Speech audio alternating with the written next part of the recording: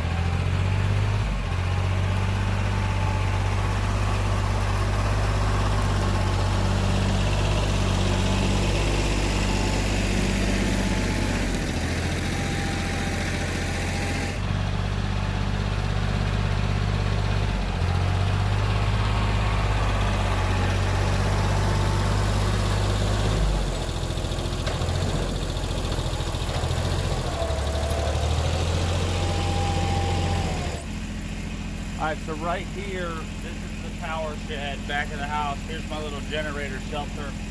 I'm going to bury all the solar wire, so I want to clean all this up.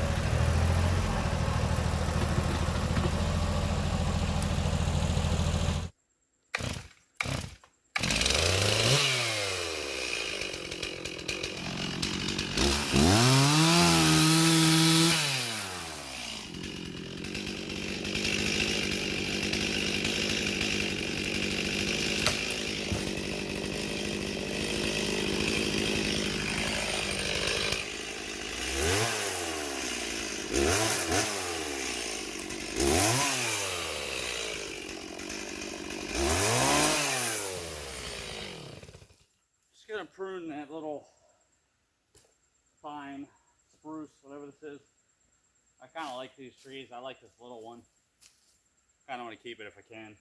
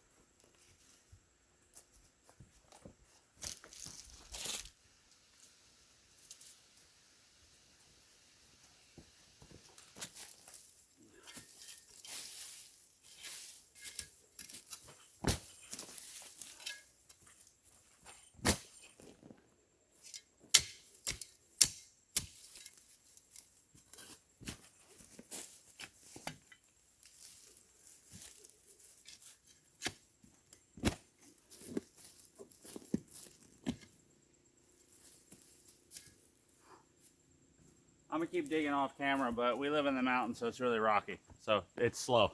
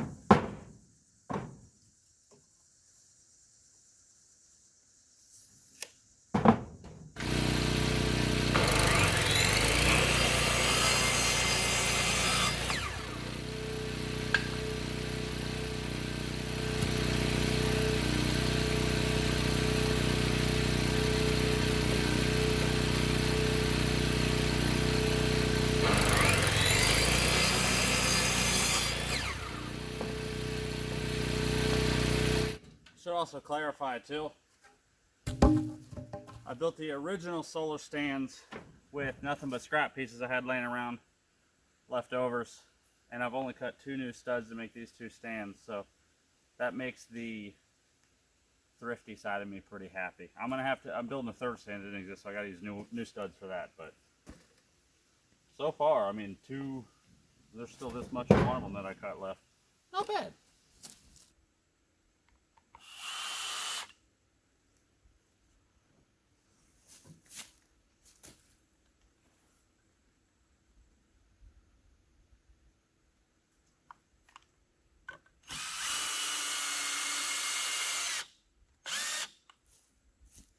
Now remember, if you guys are going to do something like this, you can do this however you want. I'm just doing what makes sense to me right this second. Hey, I might even think of something better tonight.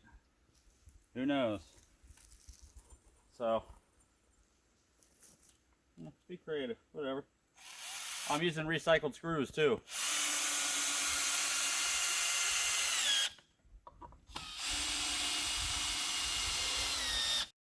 Okay, so my camera being out in the sun with me, it actually overheated, so I didn't turn the camera off in that last shot. It turned itself off. All you missed was I put these 2 end runners on here, and I actually did level out the post and repack the ground so that that's actually sitting level, or it's pretty close. It's off by maybe 1 degree or so.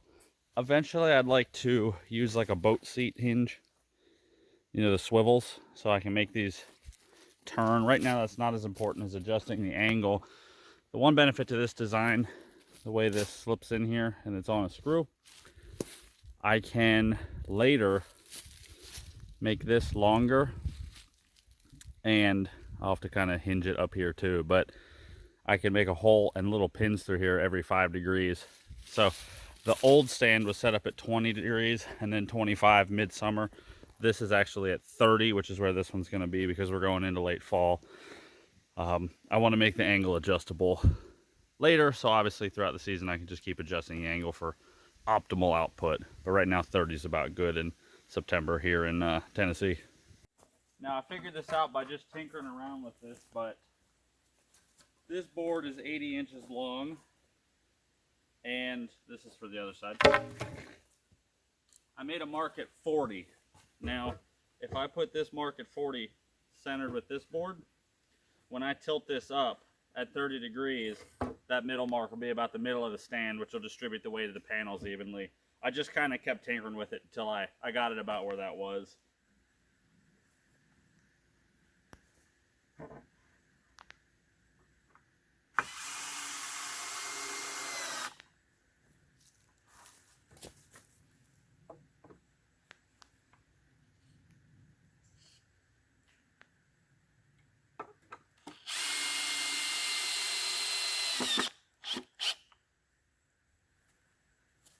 I literally stuck it on backwards, didn't notice.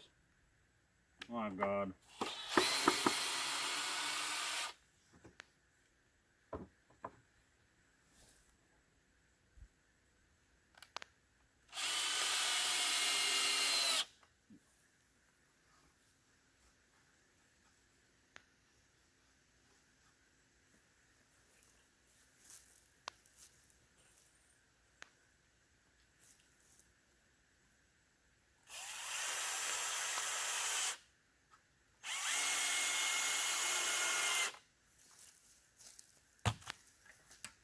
All right, let me see if I got my angles right.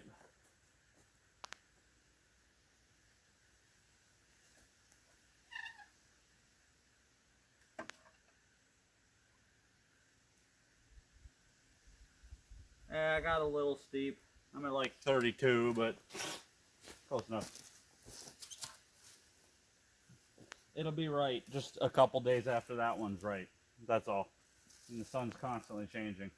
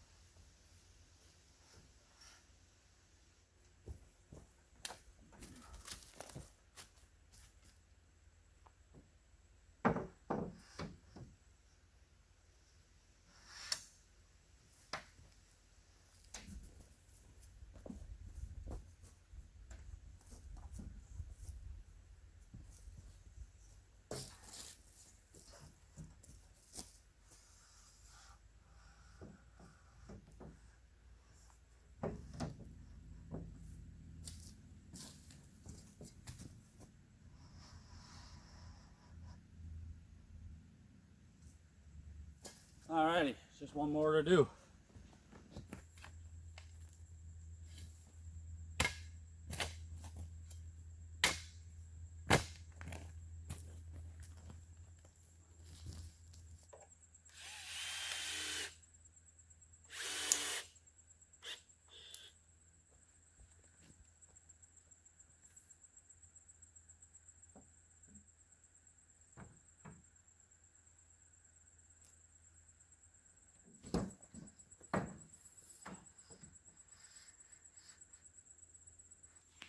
There we go.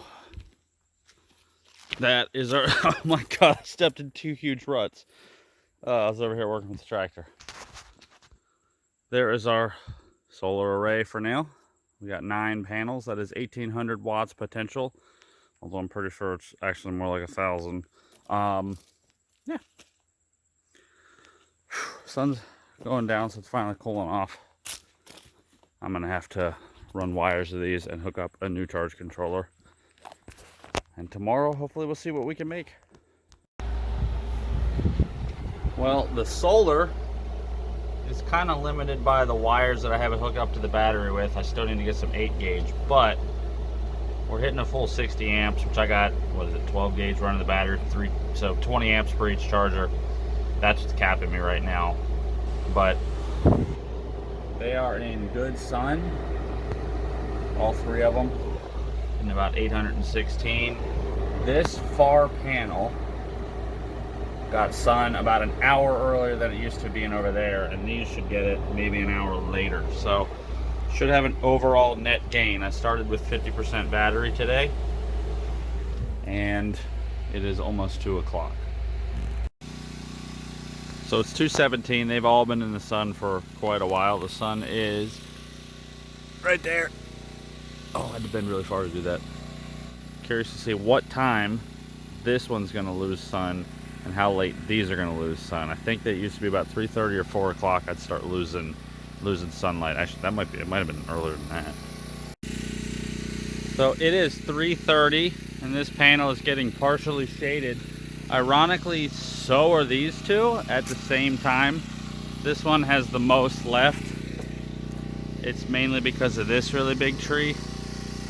I guess I could get rid of that one if I needed to. That is a very giant portion of sky, but so I get about 4.5 hours of direct sun on all 3 sets of panels, which isn't bad considering I straight up live in the woods, 360-degree woods. I was getting with a couple panels about 25% of battery a day, and now I'm getting about 45 to 60% of the battery a day, which is all right, not bad. Also, as you can see, I have started burying wires so that they are not all sitting out in the open. I stopped because I was doing it in peak heat, but we are making good progress. Well, anyway, guys, I appreciate you stopping by for this video. Sorry, the generator's running in the background. I'm running the dishwasher that refuses to run on anything but that generator. Anyway, this is a much needed, I guess it's not needed, it's aesthetic, but we'll call it a much needed upgrade to the property. That looks way better than it was before with those just kind of temporary stands I made. Plus, now we have that parking space right there. Whoever wants to park really close to the house or bring in groceries or whatever, you can drive right up to the house now instead of the big long path that admittedly I carried every piece of wood down that we used to build the house through. So anyway, I hope you guys enjoyed this video. I hope to see you in the next one, and I will talk to you all later. Check this out. It's after 3 o'clock, so the sun is pretty far over, and I'm hitting over 1,100 watts of solar. So it actually was the wires, the 20 or the 12 gauge. Changing over to 8 made a big difference.